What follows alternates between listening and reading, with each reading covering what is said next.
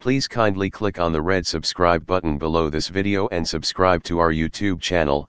Thanks. God bless you as you do this.